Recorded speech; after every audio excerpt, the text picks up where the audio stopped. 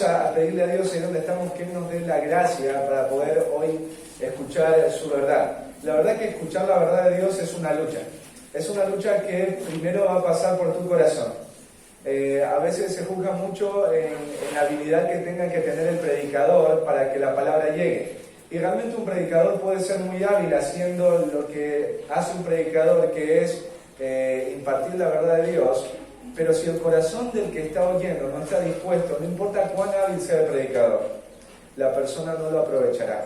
Pero si hay una persona que tenga la disposición de oír y el predicador no es hábil, pero es un hombre que ama a Dios, aún lo poco que diga ese hombre en el nombre de Dios, la persona que está escuchando con disposición de corazón le será de grata bendición. Así que pidámosle al Señor que nos ayude en esta hora de la mañana a poder escucarle, ¿no es cierto? A poder pensar qué es lo que Él nos quiere decir, a qué nos quiere desafiar, qué pensamiento quiere cambiar, qué cosa quiere ordenar en nuestra vida. Oremos. Bendito Dios, qué bueno es alabarte, qué bueno es estar juntos haciéndolo también. Padre bendito, te ruego por tu misericordia, que nos ayudes, que nos fortalezcas para poder en esta mañana escuchar tu palabra, Señor. Y te pedimos que quebrantes nuestros corazones, que los ilumines y que nos ayudes a entender, Dios, lo que hoy tú nos estás llamando a cambiar, Señor. Gracias por atraernos todo el tiempo hacia ti. Gracias por no abandonarnos aún en el peor momento. Gracias, Señor, por ser nuestro Dios. En Cristo Jesús te damos las gracias. Amén. Vayamos con nuestras Biblias al libro de Filipenses.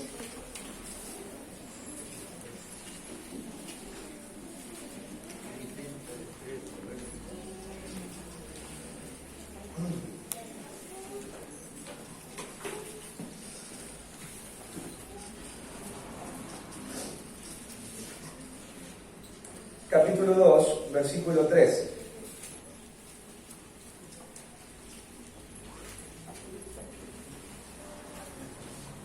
Pablo ahí da una orden, ¿no?, a los hermanos, y esa orden está ligada a una realidad que ellos han recibido y han experimentado de parte de Dios, ¿no?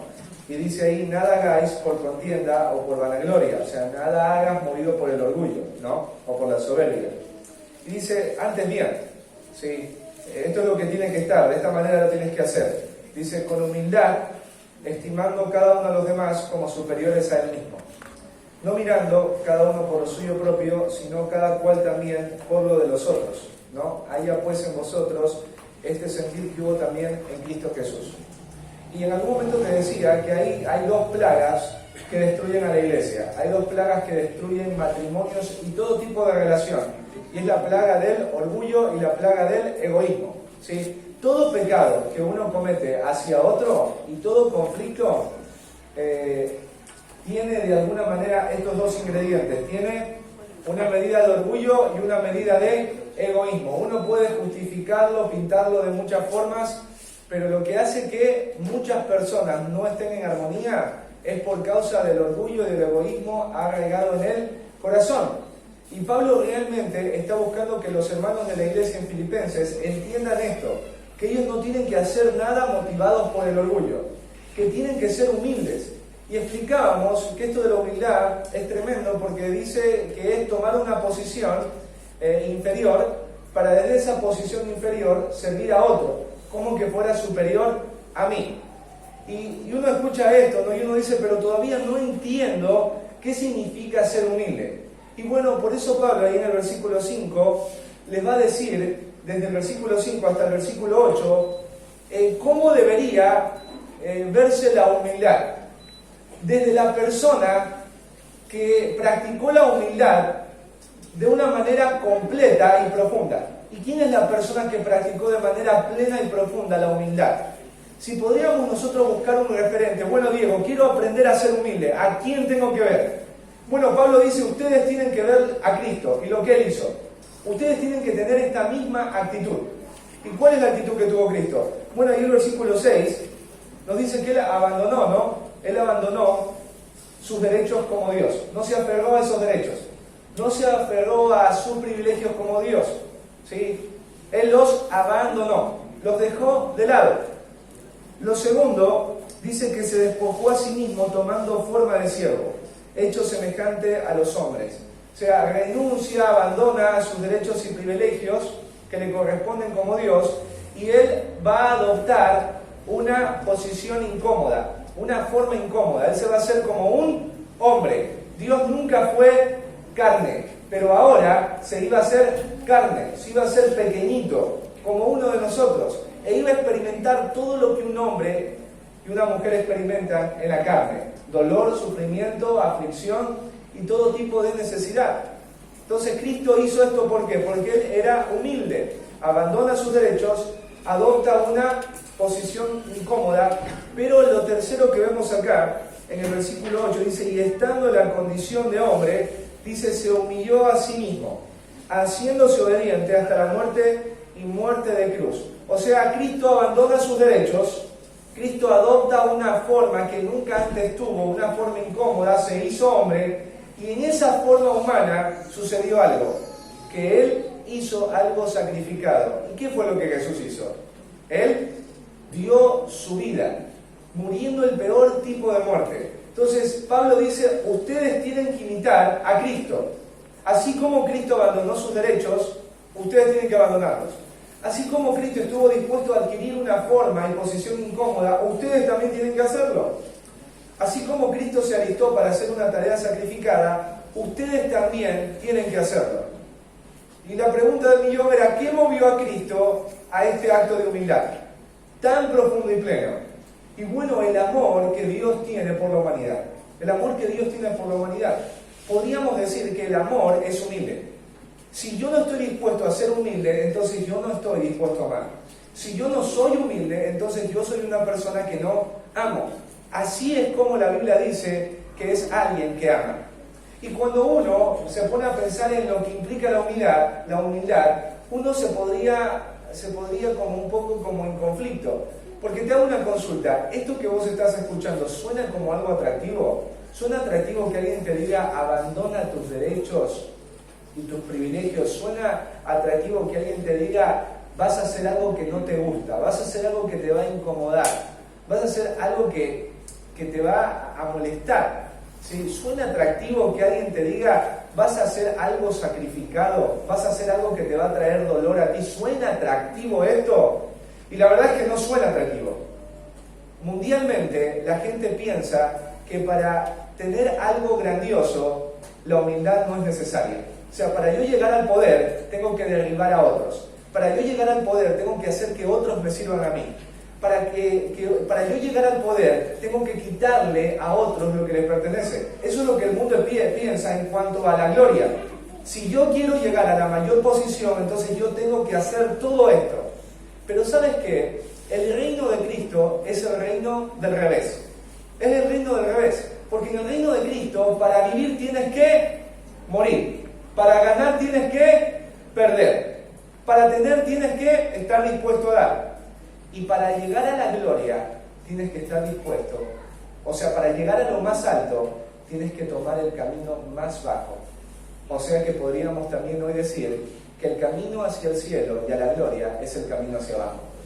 Todo aquel que está dispuesto a tomar ese camino hacia abajo, que es el camino de la humildad, es la persona que va a ver el cielo y la gloria del cielo. Y hoy vamos a hablar de eso. Hoy vamos a hablar de cómo y cuán importante es tomar la humildad como una forma de vida. Y ver que la humildad en ninguna manera es el camino más bajo, sino es el camino bajo para llegar a lo alto. Es un camino bajo, pero te lleva hacia lo alto. Así que vamos a leer nuestras Biblias ahí, en el capítulo 2, versículo del 9 al 11. Dice, por lo cual Dios también le exaltó hasta lo sumo y le dio un nombre que es sobre todo nombre, para que en el nombre de Jesús se doble toda rodilla de los que están en los cielos y en la tierra y debajo de la tierra, y toda lengua confiese que Jesucristo es el Señor. Allí en el versículo 9 aparece dos palabritas, dice tres palabritas, dice por lo cual. O sea, todo lo que vas a leer ahora es el resultado de algo que sucedió antes. O sea, ¿qué sucedió antes? Que Jesús abandonó sus derechos, que Jesús adquirió una posición incómoda, que Jesús se alistó para una tarea sacrificada. Esto que vas a leer sucedió porque Cristo estuvo dispuesto a esto. Si es que Cristo no hubiese estado dispuesto a esto, no existiría esto que ahora vas a leer. ¿No es cierto? Y ese es el concepto, el contraste que hace acá el apóstol Pablo. Cristo hace esto, y por esto que Cristo hizo de manera voluntaria, que es humillarse, ahora Dios va a hacer algo. Dice, por lo cual Dios, dice, le exaltó hasta lo sumo. La humildad, primero, es el camino a la posición más elevada. La primera cosa, cuando vos pienses en ser humilde, tienes que recordarle a tu mente y a tu alma que es el camino a la posición más elevada. Es un camino duro, es un camino que no tomarías si no estuviera Cristo en tu vida, pero es un camino que te conduce a lo mejor, a lo mayor, a la posición más elevada. Dice acá, por lo cual Dios le exaltó hasta lo sumo. Cristo, por causa de su humildad, dice que aquí el Padre lo va a exaltar. La palabra que exaltar tiene que ver con elevar algo o alguien a una altura suprema. Elevar a algo o a alguien a una posición elevada, a una posición gloriosa y real. Eso significa que Dios exaltó a Cristo. En el proverbio, miren ahí 22:4,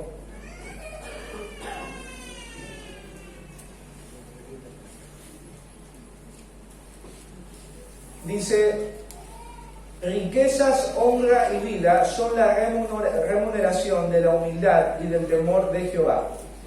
Riquezas, honra y vida son la remuneración de la humildad y del temor a Jehová. La persona humilde será recompensada. ¿Por quién va a ser recompensada? Dice, por Dios. Vamos ahí a Lucas 14:11.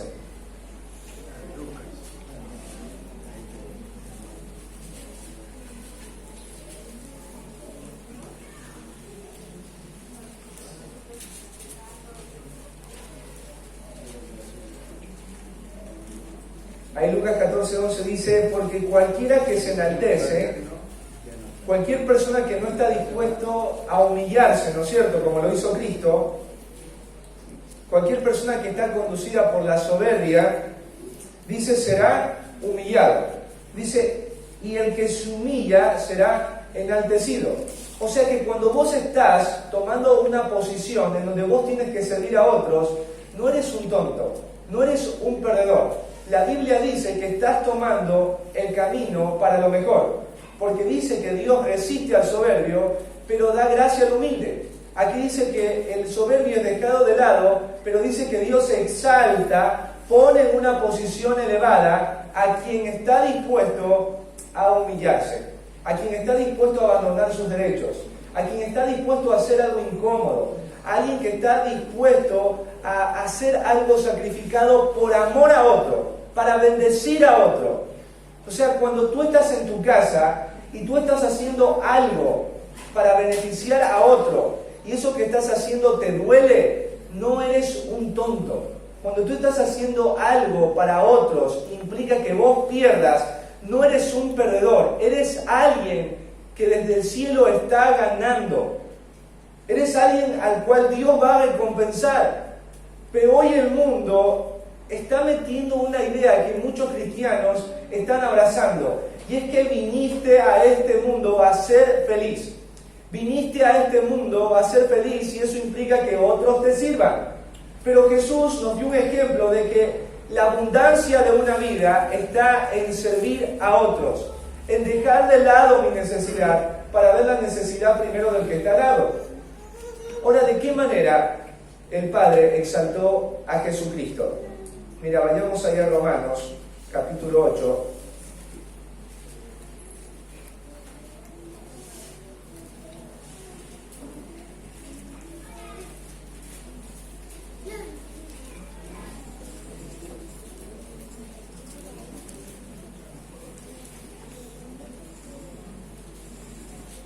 Dice, ¿quién es el que condenará? Cristo es el que murió, más aún el que también resucitó, el que además está a la diestra de Dios, el que también intercede por nosotros.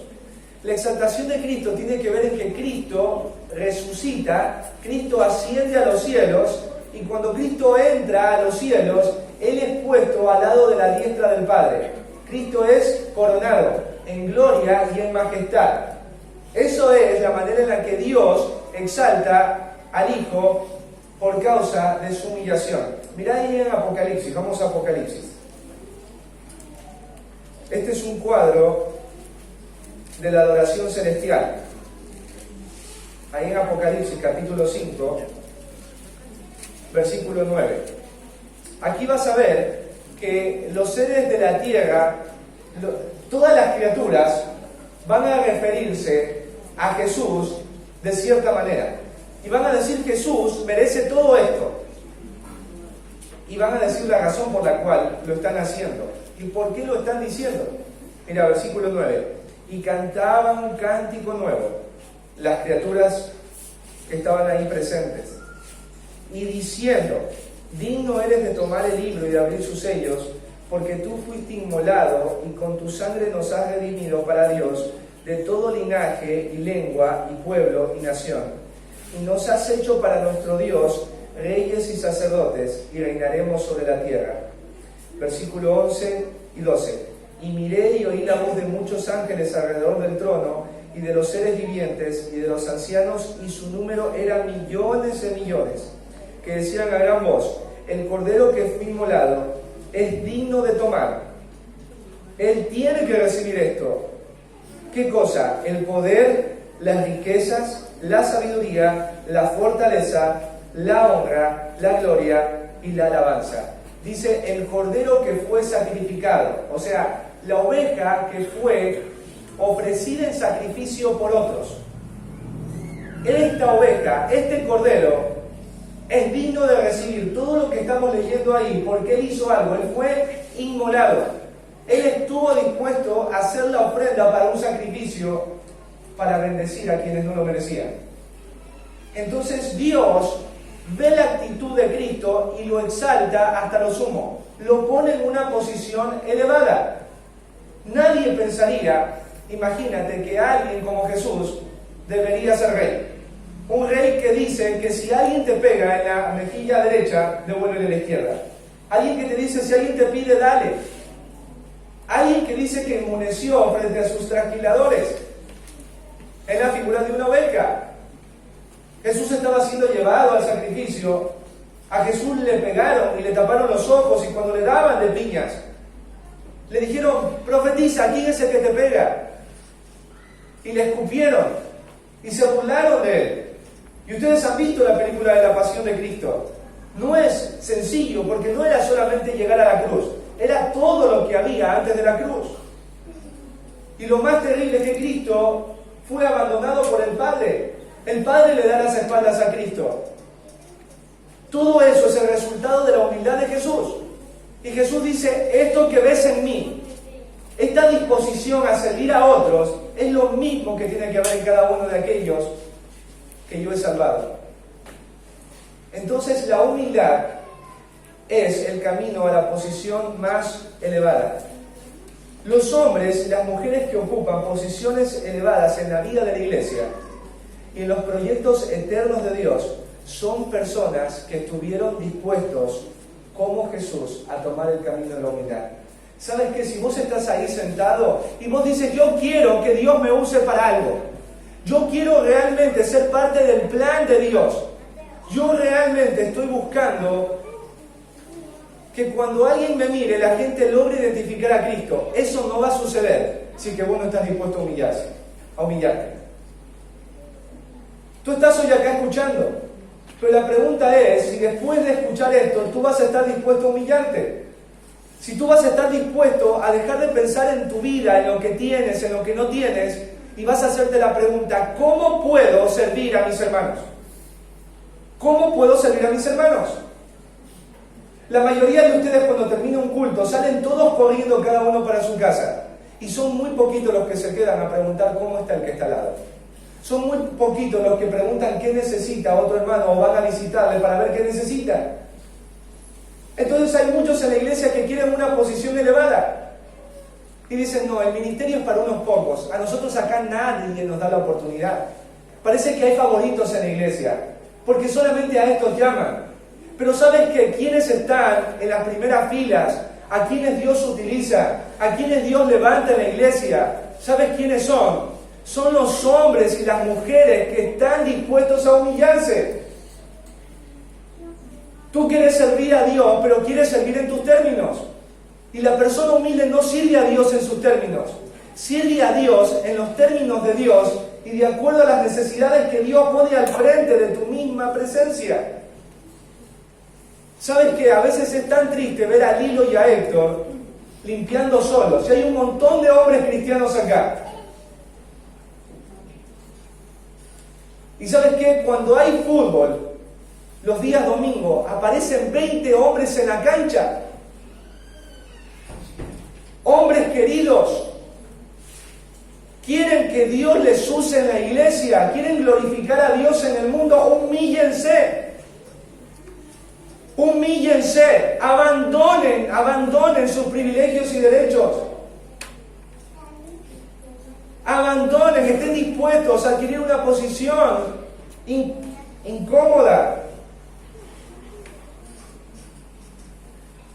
Ningún hombre pregunta los días domingos quién puso los bancos, quién limpió, quién pintó. Para todos tus proyectos sí estás. Pero cuando se trata de servir a tu prójimo, a tus hermanos, nunca estás. ¿Por qué? Porque no hay humildad. No hay humildad. Y si este es el último sermón que predico, hermano, te animo a algo. Despiértate del lugar en donde estás dormido. Dios quiere levantar a los hombres. ¿Por qué Dios escogió a Josué? ¿Te has preguntado? Porque Josué dice que mientras el pueblo estaba adorando y sacrificando a un Dios pagano, ¿sabes qué estaba haciendo Josué? Ahí en el tabernáculo a los pies de la montaña esperando a que Moisés baje. Por eso Dios lo llamó y por eso Dios no te llama a ti. Por eso Dios no hace algo en tu vida, porque siempre estás pensando en ti, en tu necesidad, en lo que recibís, en lo que no recibís. ¿Sabes por qué Dios se glorificó a través de la vida de Esteban? ¿Qué hizo Esteban? Le servía a las viudas. ¿Quiénes eran las viudas? Era lo que la sociedad no quería acompañar. Y ahí estaba Esteban, este hombre, sirviéndole comida a las viudas. Y después dice que cuando vieron a este hombre, a Esteban, vieron el rostro de un ángel. Y después dice que mientras le apedreaban a Esteban, dice que a Esteban vio a Cristo ahí en el trono, coronado. Miró la gloria. Hombre querido de la iglesia. Y le habla a los hombres, porque los hombres son a los que más les cuesta esto. La iglesia no es para mujeres, la iglesia es para hombres. La iglesia es para hombres. Dios llamó al hombre a ser cabeza. Quiere ser cabeza tu hombre de todo, pero no quiere ser cabeza en la iglesia, quiere ser cola. Me encantaría que por lo menos quisiera ser cola.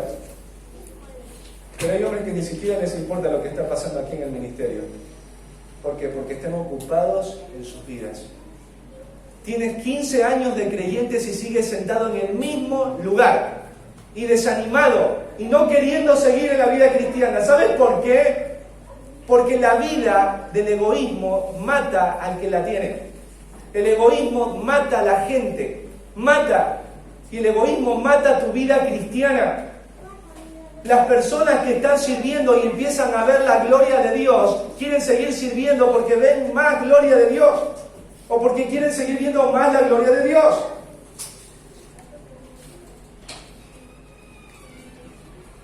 Es verdad que me la agarré hoy con los hombres, pero Dios les está llamando a ustedes como hombres. ¿A quién llamó Dios cuando Adán y Eva cayeron? Hombres, contéstenme, ¿a quién llamó Dios? Mujeres, ¿a quién llamó Dios? Dios llamó a Adán. ¿Por qué? Si Eva fue la que primero cayó. Porque Dios le dio a Adán una responsabilidad. Y Dios como hombre te da una responsabilidad también a ti.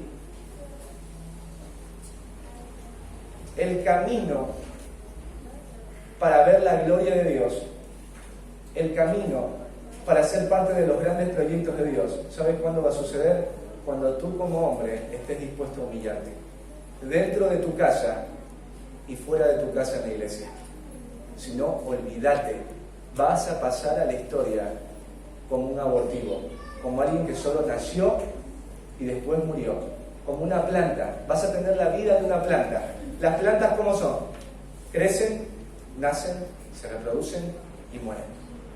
Muchos de ustedes, lamentablemente, por tener un corazón orgulloso y egoísta, van a terminar viviendo la vida de una planta. Sobre todo los varones de la iglesia.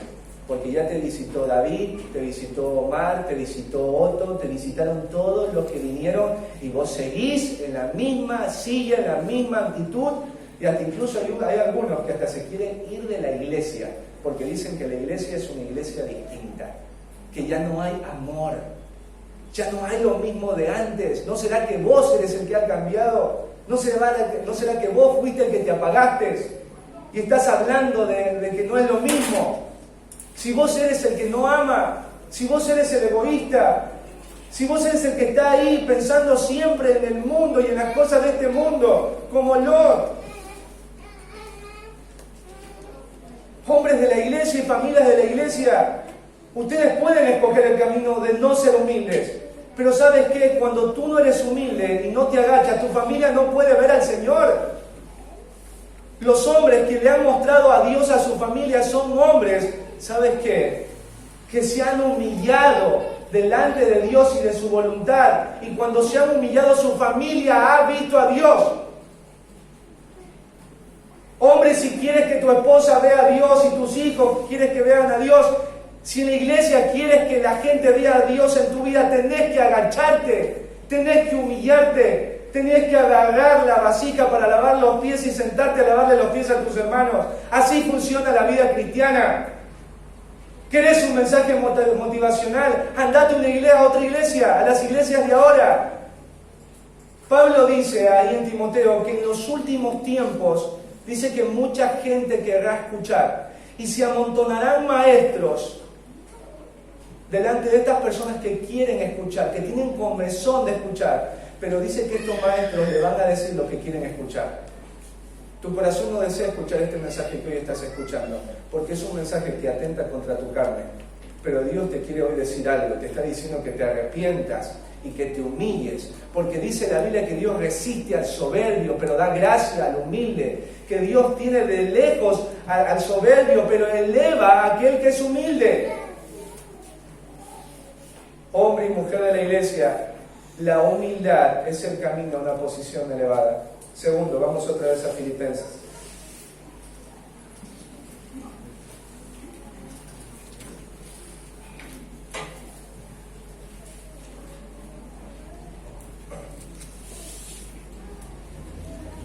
Dice ahí el versículo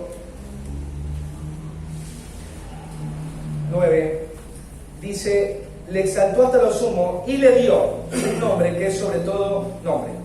Y le dio un nombre que es sobre todo nombre. La palabra de Dios tiene que ver con dar de manera generosa algo, con dar de manera abundante a alguien un regalo. Eso significa Dios. O sea, Dios le dio abundantemente, generosamente, de manera muy grande a Jesús algo. Y le dice que le dio un nombre. Un nombre. Hoy por hoy, quizás en nuestra cultura, porque no somos una cultura judía, ponerle un nombre a alguien no es algo tan así como complejo. No es que uno piensa realmente 10 años para saber qué nombre ponerle al hijo. No, te gustó el nombre, se lo pusiste y ya está. Pero en la cultura judía, ponerle un nombre a alguien era un asunto importantísimo que podía marcar la vida de una persona para siempre. ¿Por qué? Porque a través del nombre se describía a la persona de manera completa. El carácter, los atributos, el trasfondo, el propósito de una persona estaba escondido ¿en dónde? En el nombre. Como alguien bien dijo, el nombre de una persona en la cultura judía es la representación exacta de lo que la persona es. Vuelvo a repetir. El nombre en la cultura judía, ¿sí?, es lo que la persona exactamente es. ¿Entiendes? O sea, no es solamente un título, es lo que representa esa persona, todo lo que esa persona tiene, carácter, atributos, personalidad. reputación, todo está escondido. ¿En dónde? En ese nombre, en ese nombre. Mira, ahí en Lucas, vamos a Lucas. Capítulo 1.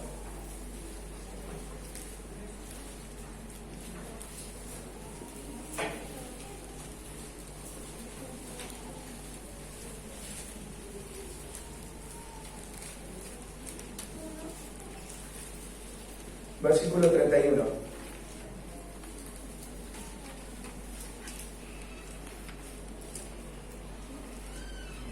El anuncio del nacimiento de Jesús, ¿no? Dice, se le aparece el ángel a María y le dijo, María, no temas porque has hallado gracia delante de Dios, versículo 30. Y en el versículo 31 del capítulo 1 dice, y ahora concebirás en tu vientre y llamarás, y darás a luz un hijo y llamarás su nombre Jesús. Este será grande y será llamado Hijo del Altísimo, y el Señor Dios le dará el trono de David su padre. ¿Sí? ¿Cómo se iba a llamar este niño que nacería? Jesús. ¿Y qué significa Jesús? La salvación es de Jehová, o Jehová, Jehová salva. Este nombre que Dios le estaba dando a este niño iba a comunicar el propósito inigualable de este niño, que iba a ser el Salvador. Pero también este nombre iba a comunicar delante de todas las personas la naturaleza gloriosa y divina de este pequeñito que le iban a poner por nombre Jesús. Este nombre que Dios le pondría a este pequeñito, Jesús, infundiría respeto y honor por lo que este niño es, representa y por la obra que este niño va a ejecutar. Entonces, el nombre de Jesús, en ese tiempo varias personas tenían el nombre de Jesús. Hay personas hoy que se llaman Jesús. Y dice, bueno, le llamo Jesús y ¿qué tiene de que tiene poder ese nombre? No, el nombre de Jesús no tiene poder por ser el nombre. El nombre de Jesús es exaltado y tiene poder por la persona a quien representa, por la obra de aquel que es por sobre todas las cosas, por la naturaleza de aquel que lleva este nombre. ¿Y por qué dice después en Filipenses? Vamos. Capítulo 1, Filipenses capítulo 2, versículo.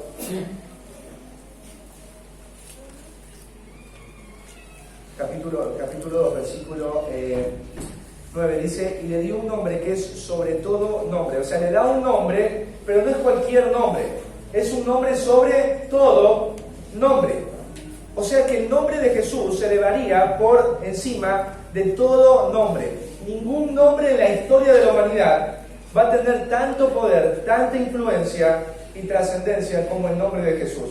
O sea, no hay otro nombre igual bajo el cielo dado a los hombres como el nombre de Jesús.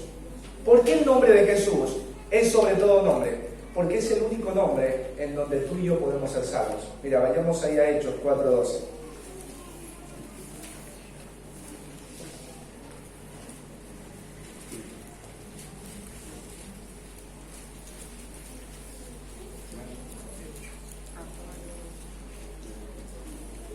Dice, y en ningún otro hay salvación, porque no hay otro nombre bajo el cielo dado a los hombres en que podamos ser salvos. Ningún hombre te puede dar salvación sino solamente una persona. ¿Quién es? Aquel que se llama Jesús. ¿Sí? El nombre de Jesús es por sobrenombre, es un nombre por sobre todo nombre, porque es un nombre que trae sanidad. Mira, vayamos ahí a Hechos, capítulo 3, versículo 6.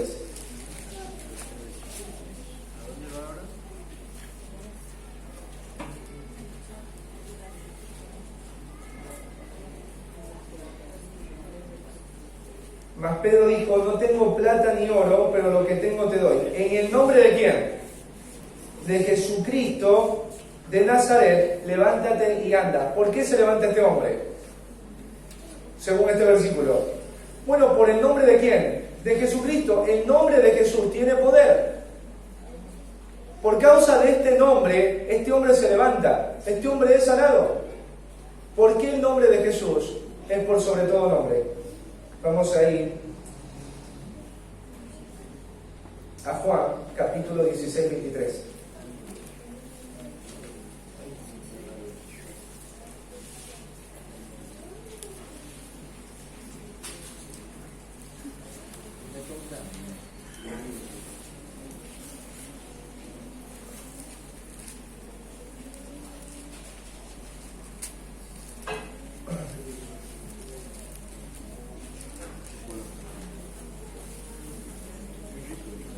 23 y 24 dice: en aquel día no me preguntaréis nada, de cierto os digo que todo cuanto pidiereis al Padre, ¿en quién? En mi nombre, Él los dará. Hasta ahora nada habéis pedido en mi nombre. Pedid y recibiréis, para que vuestro gozo sea cumplido. O sea, el nombre de Jesús es para salvación. El nombre de Jesús es para sanidad. El nombre de Jesús es para la respuesta a las súplicas que hacemos delante de Él. Pidan, ¿en quién? En mi nombre al Padre, y el Padre, ¿qué hace? Responderá. No hay otro nombre como este. Es una llave este nombre. Si algo del cielo quiero recibir, yo tengo que invocar a este nombre. Pero también es interesante, no lo vamos a ver por el tema del tiempo, pero ¿se acuerdan cuando Dios envió a algunos hombres de viaje misionero y estos hombres regresaron? ¿Sí? Y Jesús les dijo, bueno, cuéntenme, ¿no? ¿Y qué pasó ahí? Dice la Biblia, volvieron los 70 con gozo, diciendo, Señor, aún los demonios se nos sujetan en tu nombre. O sea, los demonios se someten al escuchar este nombre.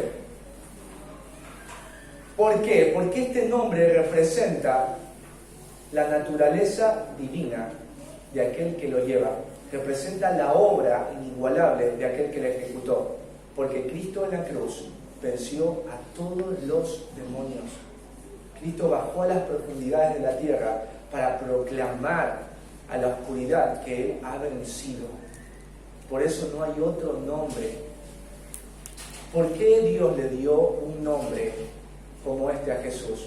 Porque Él estuvo dispuesto ¿a qué cosa? A humillarse. Si nosotros nos damos cuenta, todo lo que el nombre de Jesús implica por lo que Dios le dio un poder elevado. Entonces decíamos que la humildad es el camino a una posición elevada, pero también la humildad, como hemos explicado acá, es el camino a un poder elevado.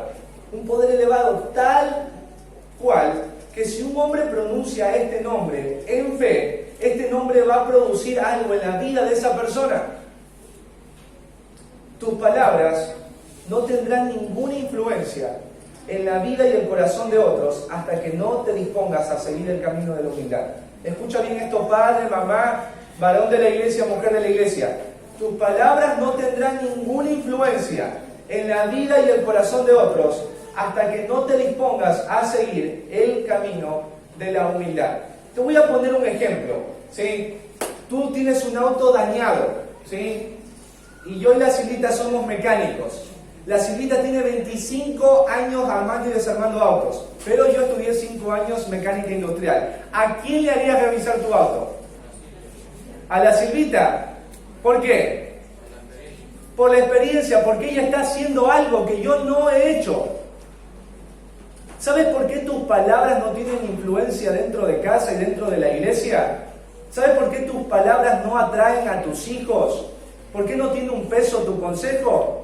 Porque no hay humildad.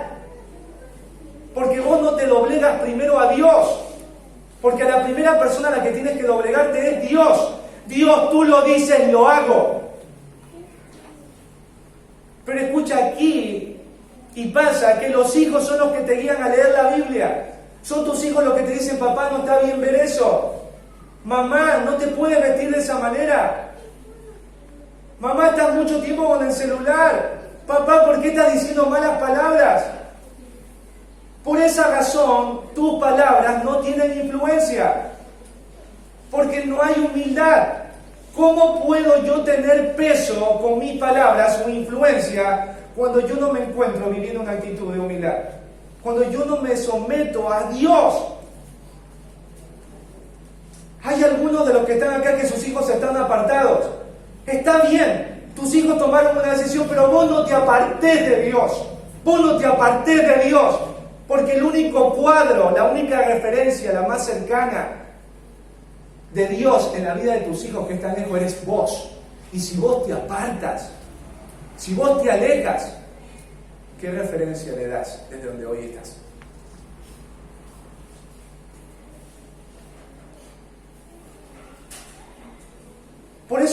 iglesia ya no tiene poder como antes la tenía.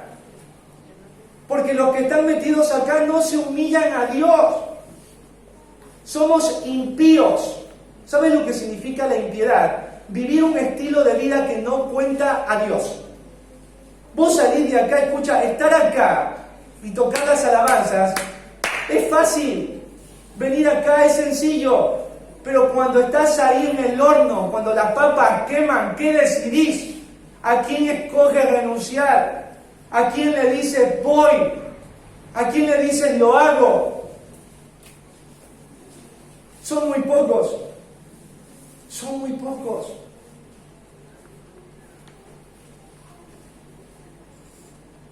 Hay padres desesperados hoy acá. Hay esposas desesperadas hoy acá. Hay gente hoy en este momento desesperada. Vos sabés lo que está viviendo en la interna. Dios te está diciendo humillate, abandonate, rendite, renunciá. Basta de ti. Renuncia. Por Dios, renuncia. Renuncia hoy. ¿A qué renuncia? A decirle, Dios, tu voluntad y no la mía. Tu voluntad y no la de mi esposo. Tu voluntad y no la de mis hijos.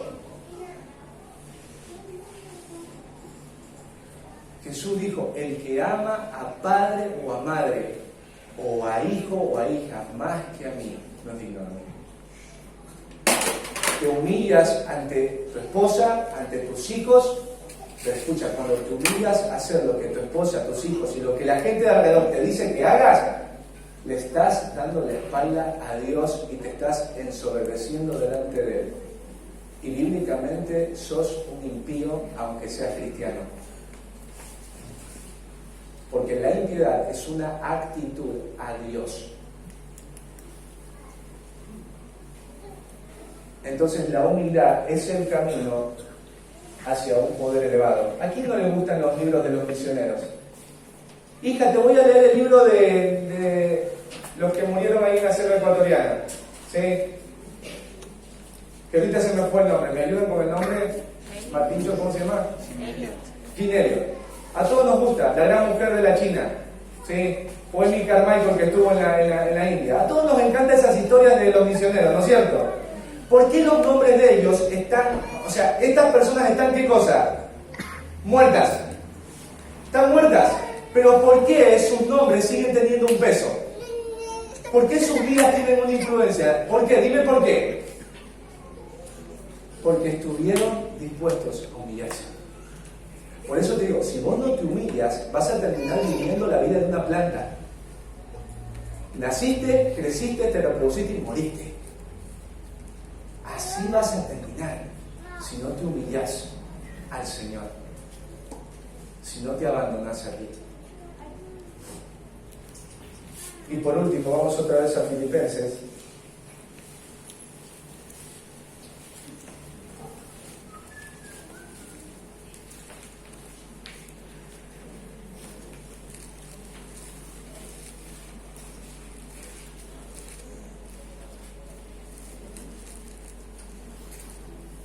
Capítulo 2, ahí versículo 10 y 11 dice, para que en el nombre de Jesús se doble toda rodilla de los que están en los cielos y en la tierra y debajo de la tierra, y toda lengua confiese que Jesucristo es el Señor, para la gloria de Dios Padre. ¿Sí?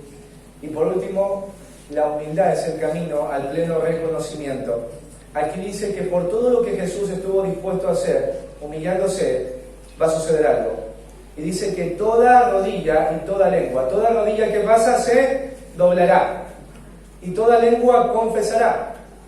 En el Antiguo Testamento, doblar la rodilla era la actitud pertinente y adecuada cuando alguien se encontraba delante de un rey.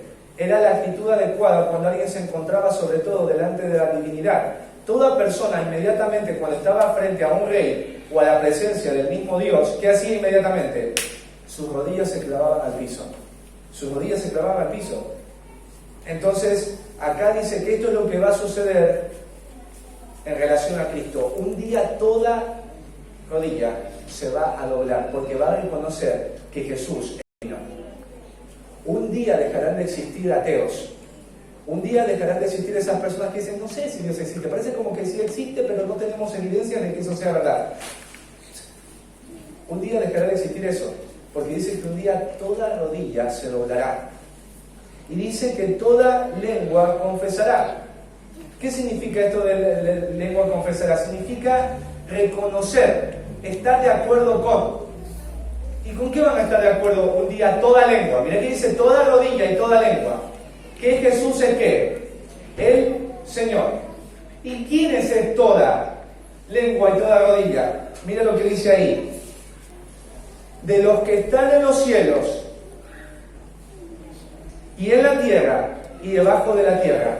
O sea que un día, imagínate, todos los ángeles del cielo, todos los redimidos que están en el cielo, todos los injustos de la tierra, todos los que son creyentes y aún están vivos en la tierra, todos los que están, los demonios que están atados en abismos, todos aquellos que un día van a ir al infierno, todos van a doblar sus rodillas a aquel que está sentado en el trono. O te arrodillas hoy, o te arrodillas un día en el infierno.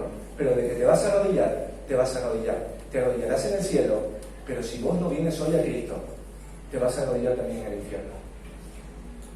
Pero te vas a arrodillar, porque la Biblia dice acá que eso va a suceder. Los demonios se han arrodillado, porque reconocen algo que todavía muchos no reconocemos, nos cuesta reconocer, y es la divinidad de Cristo. Pero lo segundo, habla de Señor. Confesarán que es Señor. ¿Sabe lo que significa Señor?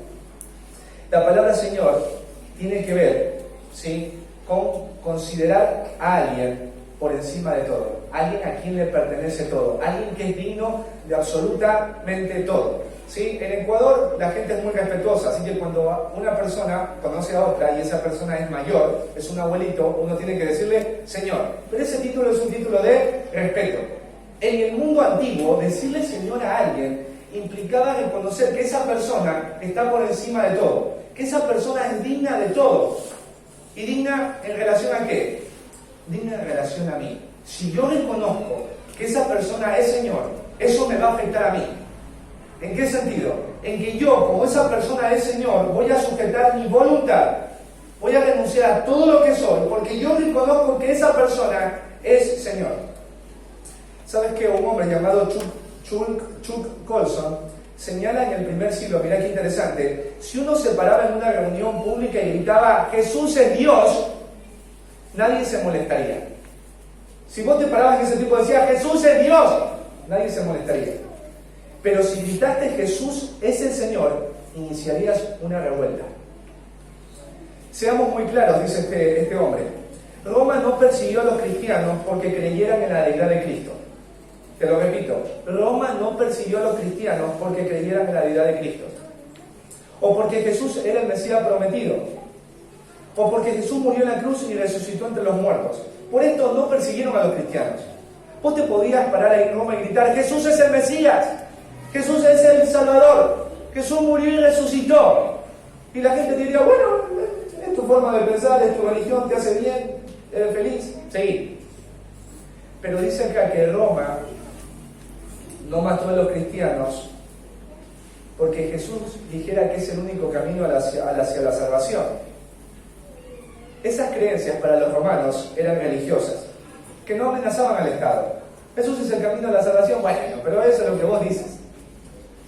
Pero cuando los cristianos declararon Jesucristo es Señor y no hay otro, se trataba de un ataque directo al culto del César y por tanto se castigaba, ¿sabes qué?, con la muerte. Si vos te parabas en Roma y decías Jesús es el Señor y no hay otro, te mataba el imperio, porque el imperio rendía culto a César y decía que fuera de César no había otro Señor. No había otro Señor. ¿Sabes qué? En Lucas 6:46.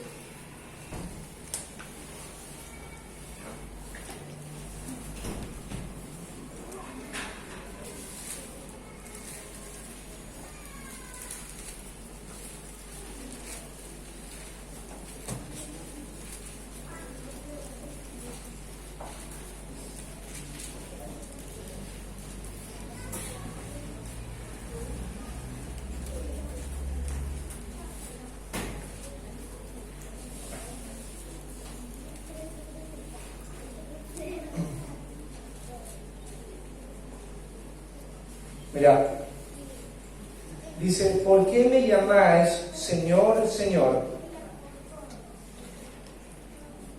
y no hacéis lo que yo digo? Dice, todo aquel que viene a mí y oye mis palabras y las, ¿qué dice? Y las hace. Os indicaré a quién es semejante.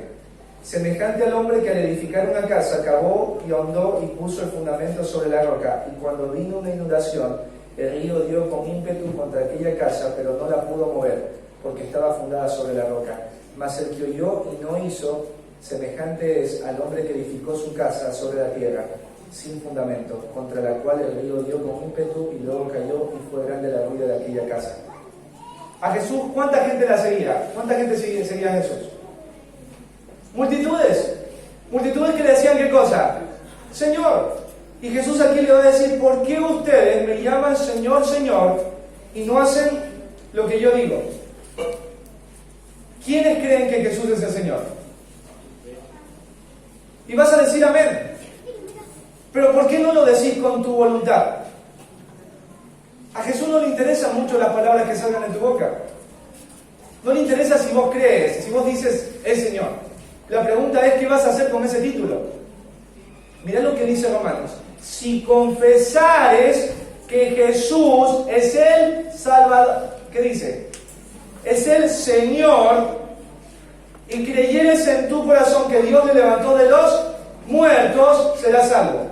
Si creyeres que Él es el Señor, ¿qué significa? Que Él es dueño de tu vida, dueño de tu voluntad, que ya no vas a hacer más lo que vos querés, que vas a hacer lo que Él quiere, lo que Él quiere. Te hago una consulta, ¿cómo están las cosas en tu vida? Aquí Jesús dijo, si vos escuchas mis palabras y no las haces, tu casa se viene abajo. Vos seguías armando tu casa como vos querés, pero cuando se venga abajo, no digas que no funcionó la palabra de Dios. No digas que Dios no fue fiel, sino que vos no reconociste que Él era tu Señor. ¿Sabes qué? Los incrédulos creen que Jesús es Salvador, pero Señor no. Y muchos de los que estamos acá, puede ser que nos pase lo mismo. Sí, Salvador, Jesús salva, Jesús salva, Jesús salva. Pero cuando tienes que tomar decisiones, tú eres tu Señor. Vos sos tu Señor y tu autoridad. Y vos tienes que despertar y entender que Jesús es el Señor. ¿Sí? ¿Te acuerdas cuando Jesús mandó a ver a los discípulos el asno, el pollino? ¿Sí? Y ellos dijeron, y bueno, cuando vamos a ir a pedir el asno y el pollino, ¿qué decimos? El Señor lo necesita. Y vos estabas ahí en tu casa, ahí estaba el pollino. Señora, nos llevamos el pollino. ¿Y cómo se nos lleva el pollino? El Señor lo manda. Sí, espérate, lo preparo. Llévalo.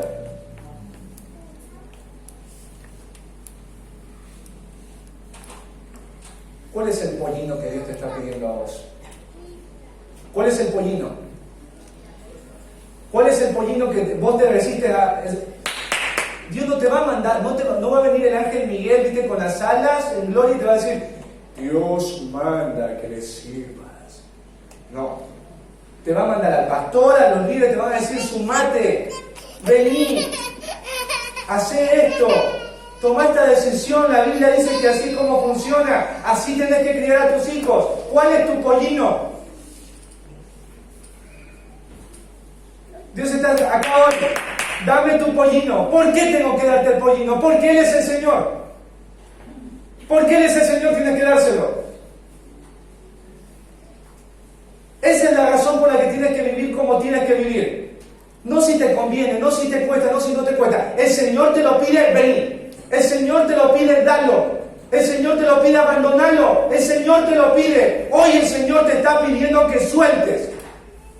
Suelta tu pollino. Y sabés que no te estoy hablando de un pollino en relación a un animal. Te estoy hablando de algo que Dios te está pidiendo. Y ya ha pasado tanto tiempo y seguís en el mismo lugar. Y Dios sigue, dámelo, dámelo, dámelo, dámelo, dámelo, dámelo. ¿Por qué tengo que dártelo? Porque Él es el Señor. por eso tenés que dárselo, porque es el Señor. Por eso tenés que servirle, porque es el Señor. Por eso tenés que ir a ayudar a tus hermanos, porque es el Señor. Por eso tenés que jugártela por Él, porque es el Señor. No termines viviendo como un abortivo en la tierra. No termines viviendo como una planta, como un potus, que primero nace, creció, se multiplicó y después te moriste. La vida pasa rápido. Jóvenes de la iglesia, chicos del club bíblico, preadolescentes que se criaron estudiando la verdad de Dios, niños que vieron, les hablo a los jóvenes, que ya son hombres y mujeres. Tú viste a tu papá venir al Señor, tú viste a tu padre cambiar delante de tus ojos, tú sabes que tu papá no era eso, tu mamá tampoco, y hoy no quieres saber nada de Dios. No quieres saber nada de Dios y desanimas a tus padres y desanimas a la iglesia y haces que los incrédulos blasfemen del nombre de Dios. No hay justificativo. Si el infierno se abre y si el infierno tuviera niveles, por haber visto tanta verdad y haber escuchado tanta verdad, a lo más profundo del infierno irás si es que no le rendiste tu vida y tu alma a Cristo, porque Él es tu Señor. Él es tu Señor y tienes que salir de esa puerta entendiendo que no se trata de lo que vos querés, no se trata de lo que vos sentís, no se trata de lo que vos pensás, se trata de que dijo el Señor. Y como el pollito, ¿quién lo pide? El Señor. Tómalo, llévatelo, porque es para el Señor. Es para el Señor. Qué lindo después ver ahí como dueña del burro al rey de reyes sentado en el burro. La gente aplaudiendo, no al burro, no a mí, pero aplaudiendo a quien me lo pidió. Y yo estuve flipando. Dale tu pollino al Señor. Humíllate, humíllate, humíllate. Y ahí Filipenses termina para la gloria de Dios. Dios elevó a Cristo a una posición, le dio poder e influencia, le dio todo lo que hemos leído para su propia gloria. Dios te da también esto a cada uno de aquellos que están dispuestos a humillarse, pero al final es para su propia gloria. Amén. Pongámonos de pie.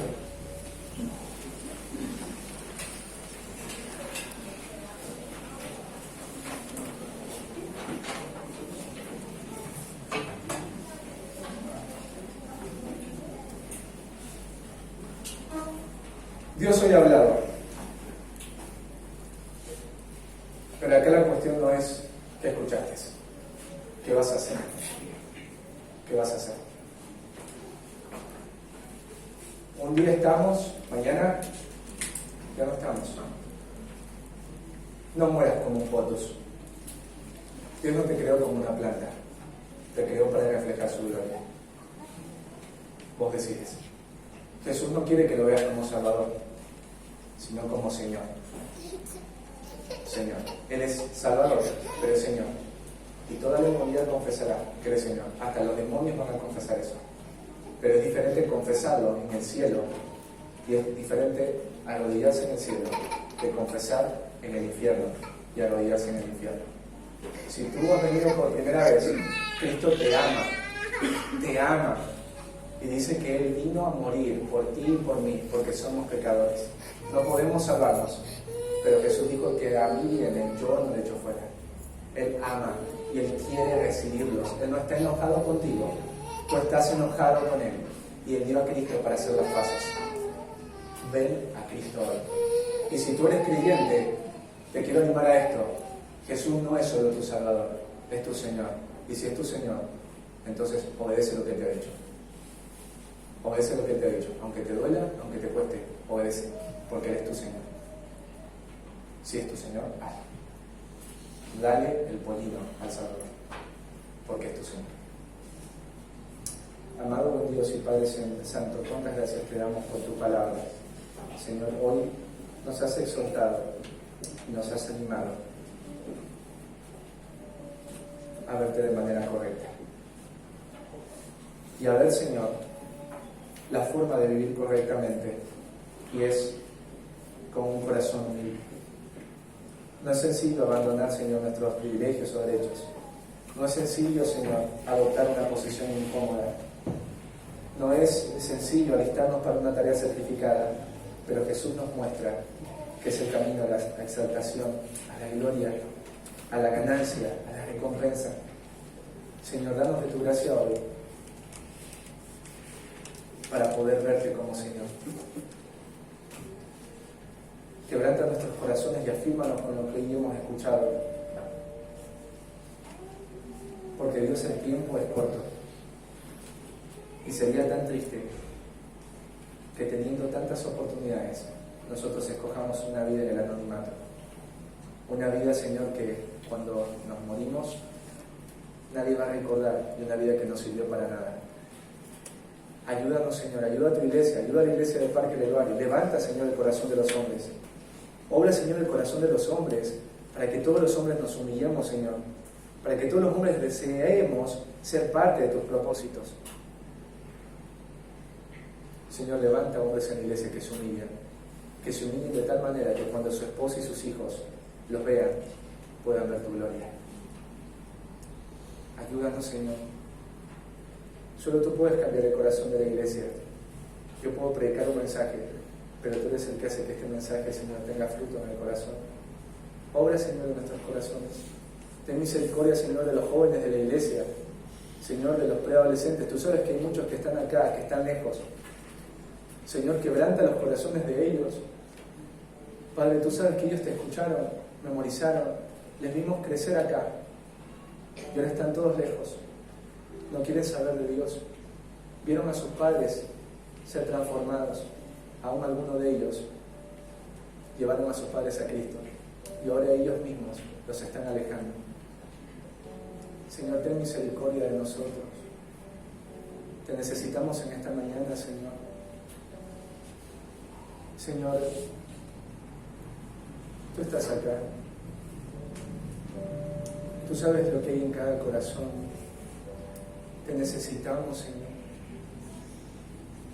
Padre, alumbra nuestros ojos.